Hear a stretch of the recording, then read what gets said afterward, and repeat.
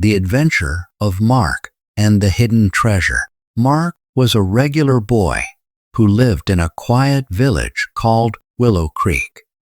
He was 10 years old, with bright blue eyes and curly brown hair. Mark loved going on adventures. He spent most of his days exploring the woods behind his house, pretending to be a brave explorer searching for lost treasures and hidden secrets. One day, while Mark was playing near an old oak tree, he found something strange. It was a small, dusty leather book. The book was hidden under some leaves, and it looked very old. Curious, Mark wiped off the dust and opened it. Inside, he found yellowed pages with hand-drawn maps, strange symbols, and notes written in neat handwriting. Mark's heart raced with excitement.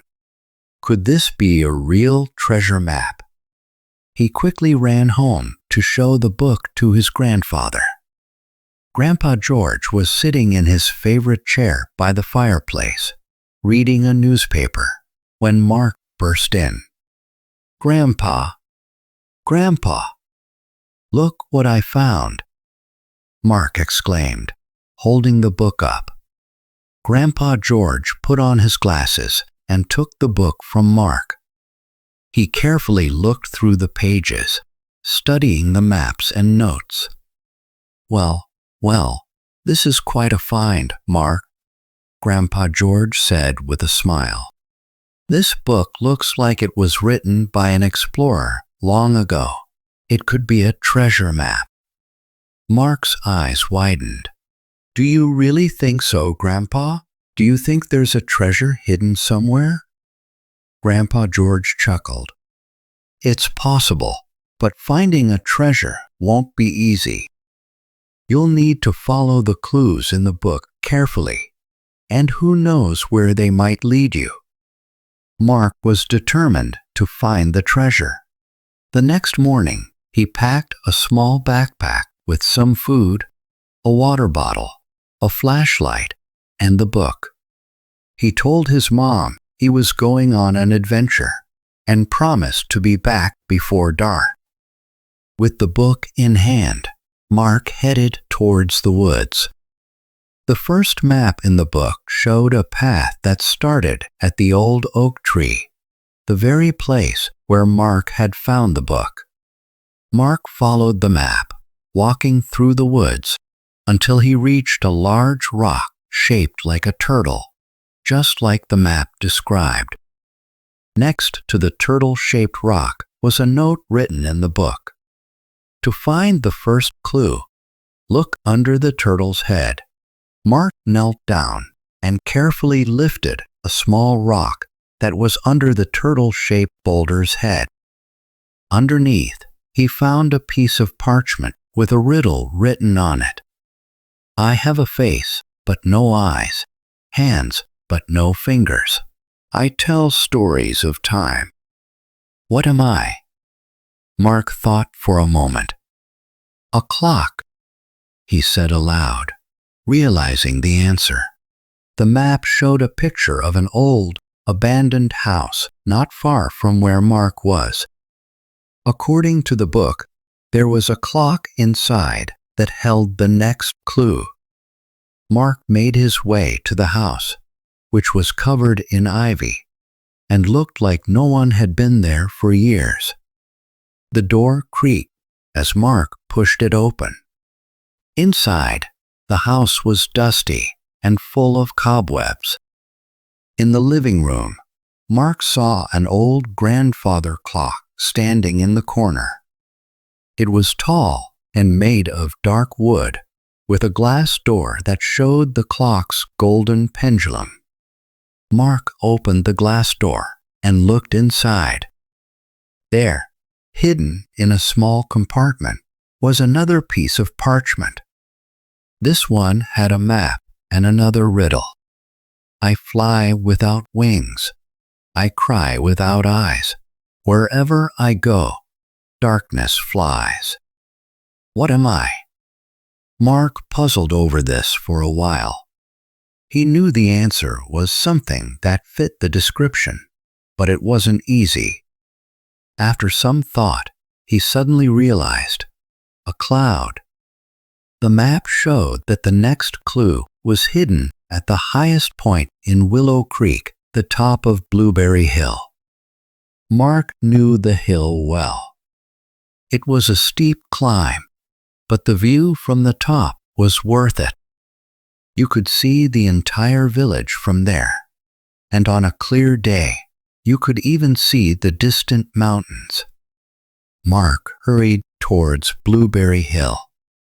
The climb was tough, and by the time he reached the top, he was out of breath. But he didn't mind. He was too excited to care. At the top of the hill, Mark looked around. According to the map, the clue was hidden inside a hollow tree. He spotted the tree quickly. It was the only one that looked different from the others, with a wide opening at its base. Inside the hollow tree, Mark found a small metal box. His hands shook with excitement as he opened it. Inside the box was another piece of parchment. This one looked older, more fragile, and had something special written on it. The final clue is near, brave explorer. Follow the river to the place where the waters meet. There, under the stone that shines like the sun, you will find what you seek. Mark knew exactly where to go. The place where the waters meet was where the Willow Creek River joined with the smaller Crystal Stream. It was a peaceful spot where Mark often went fishing with his friends. He quickly made his way to the river, following its winding path until he reached the spot where the two waters joined. The sunlight reflected off the water, making it sparkle. Mark looked around for the stone that shines like the sun. Near the edge of the riverbank, he saw it, a large, smooth stone that glittered in the sunlight. Mark carefully moved the stone aside, and there, buried beneath it, was a small wooden chest. Mark's heart raced as he opened the chest. Inside, he found gold coins, sparkling jewels, and a scroll of parchment. Mark unrolled the scroll and read the words written on it. Congratulations, brave explorer. You have found the hidden treasure of Willow Creek. This treasure was left here by the great explorer William Greenfield many years ago. It is now yours, a reward for your courage and determination. Use it wisely, and remember that true treasure is found not in gold, but in the adventures you undertake and the friends you make along the way. Mark smiled as he read the words. He couldn't believe he had actually found a real treasure. But as he thought about the journey he had taken, the riddles he had solved, the places he had explored, he realized that the adventure itself was the true treasure. Mark carefully put the treasure chest back in its hiding place. He decided that the gold and jewels could stay there, a secret for another brave explorer to find someday. He took the scroll, though, as a reminder of his adventure. As Mark made his way back home, he felt proud and happy. He knew that this was an adventure he would never forget, and he couldn't wait to tell Grandpa George all about it. When Mark arrived home, the sun was just beginning to set. He ran into the house, where Grandpa George was waiting for him. "Grandpa, I found the treasure," Mark exclaimed, holding up the scroll. Grandpa George smiled and hugged Mark. I knew you could do it, Mark. Tell me all about your adventure. Mark sat down and began to tell his grandfather everything that had happened, from finding the book under the oak tree to solving the riddles, and finally discovering the treasure at the place where the waters meet. As he spoke, Mark realized how much he had learned from his adventure. He had learned to be brave, to think carefully, and to never give up, even when things were difficult. Most importantly, he had learned that the best adventures are the ones that challenge you and help you grow. That night, as Mark lay in bed, he thought about all the adventures still waiting for him. The world was full of mysteries to solve, places to explore, and treasures to find. And Mark knew that with his curiosity and determination, there was nothing he couldn't achieve. Mark fell asleep with a smile on his face, dreaming of the next adventure that awaited him.